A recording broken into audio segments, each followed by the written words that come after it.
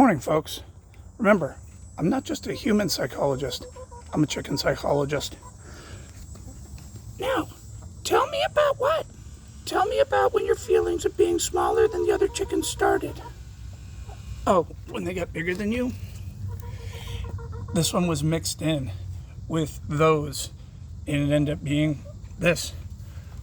So it's important to make friends for your chickens. Hey, what do you want to do? Anyways, it's not really what I came to show you. What I came to show you is every morning this is what we do. No escaping. Okay, 2. Let's make it 3. 4. Looks like it for now. Guys, this is a fact. These right here can prevent so much nutrient deficiency that most people are prone to.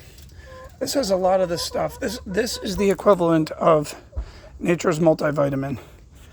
In cholesterol, it helps with good cholesterol.